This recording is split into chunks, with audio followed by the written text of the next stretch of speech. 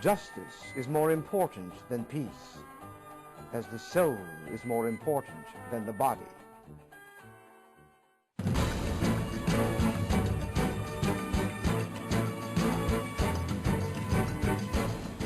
Welcome again to Issues and Ideas, the program where each week we present both sides of today's most important controversies. Today we'll be discussing the issue of social justice. I'm looking forward to it because I'm not even sure what social justice means. Our guests tonight are Senator Dave Davis, who is chairman of the Senate Subcommittee on Social Justice, and Ms. Claudia Clue, who is executive director of the American Citizens for Social Justice. Thank you both for joining us. Well, thank you for having me here. Thanks. It's great being here. Well, I guess the first question would be, what exactly is social justice? Well, I'm certain that although Ms. Clue and I do not agree on very many things, we would at least agree on that. I'm not so sure, Senator. Well, now, social justice has to do with protecting the rights of all of our citizens. Social justice is not about protecting rights. It's about providing rights. Now, let me finish, please. How about you let me start? But now, as I was saying... You just wanted to control the discussion, control all the discourse, cut off the debate. No one has done more to protect free speech than Protect free speech. You won't even let me talk. But as I was saying, I have introduced legislation concerning social justice My issues. organization has fought for policies that Congress hasn't even begun to look at, such as chairman of the Social Justice Committee, I have held many hearings on I have never once been invited to testify at any hearing, even though I'm widely recognized as an advocate for social justice. A great many of our citizens from across this land have attended these hearings, and the consensus is unanimous. Our studies show that the American people have no confidence in legislative solutions to these problems. First of all, the rights of women and children are not being recognized. This is not just about protecting women and children. This is about protecting all persons, including corporations. Oh, if you want to talk about corporations, let's talk about jobs. Let's talk about protection in the workplace. I'm talking about protecting the American dream. I'm talking about equal rights. Building stronger communities. Whole segments of the population are being ignored, shut out. Respecting the rule of law. I'm talking basic rights. We need to get away from partisan politics for just one moment. There are moral issues affecting everyone. The American people deserve better than this. What do we get for our tax money? What about accountability? Why isn't health care a matter of social justice? And why hasn't the government done anything to lower the cost? What about safe neighborhoods and decent housing? And what about education? Excuse me. What exactly is social justice? If people are unsure about what social justice is, and they are unsure, they seem to be even more confused about what Catholic social teaching is. It's a subject that quickly gets politicized, and unfortunately both ends of the political spectrum tend to misunderstand it and misrepresent it. Some people think Catholic social teaching simply means finding ways to excuse inexcusable behavior. But Catholic social teaching has absolutely nothing to do with homosexual rights or abortion rights or contraception, because none of those things are rights. They are wrongs. And the Church clearly teaches that these things are wrong, and it will not compromise its teachings on any of those matters. Catholic social teaching really does not have a lot of nuance to it. It basically boils down to one thing: justice. Justice for the poor.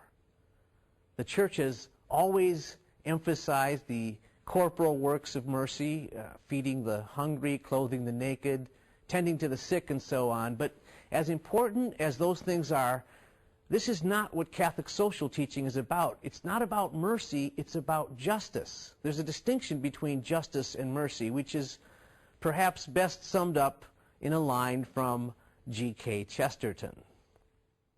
Children are innocent and love justice, while most of us are wicked and naturally prefer mercy. With mercy, the emphasis is about not giving the guilty what they deserve.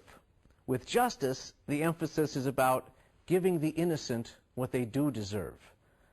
When we recite the Magnificat, that beautiful prayer of the Blessed Virgin Mary, we are describing a vision of social justice. He hath put down the mighty from their seat. He hath exalted the humble.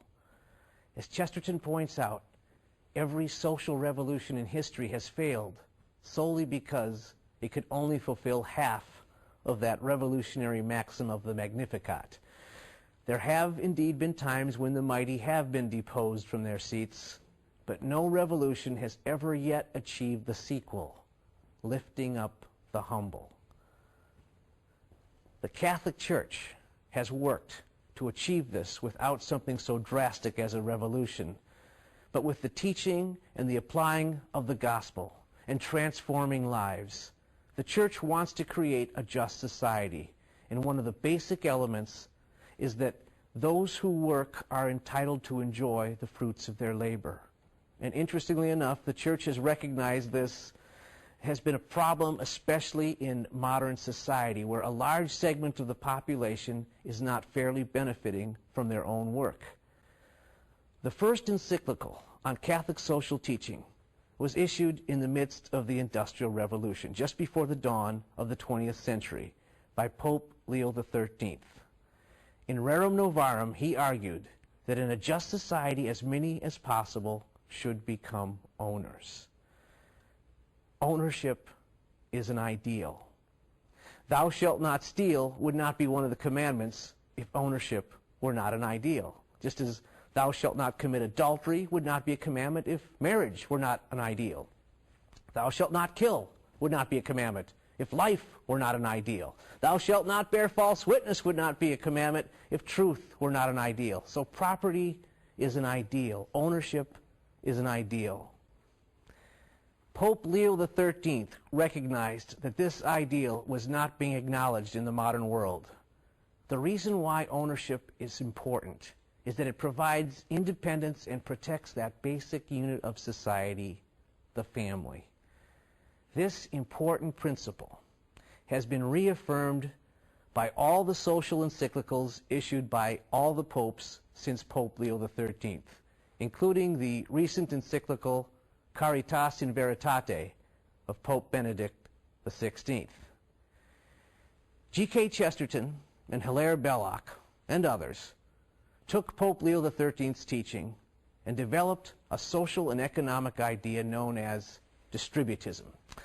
It differs from both socialism and capitalism, and the best way of explaining it is that socialism is based on communal rights and capitalism is based on individual rights, but distributism is based on family rights and on the idea that a society and an economy should protect and nurture and serve that primary institution of a father, a mother, and children. The social encyclicals are consistent with another famous encyclical, Humanae Vitae. Pope Paul VI saw all the dangers of contraception.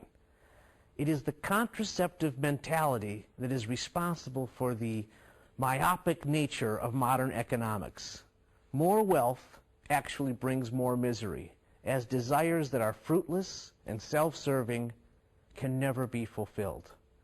An economy based on the philosophy of taking as much as possible cannot work because there's never any satisfaction, because there's never enough. The contraceptive mentality also lends to the idea of lending, the idea of building endless debt and never paying back anything. Take the pleasure and run. But a consumer-driven society that keeps buying and never paying is headed for collapse. This follows the same mode of insanity described by Chesterton when he talks about a modern world that exalts lust but forbids fertility. It cannot be sustained.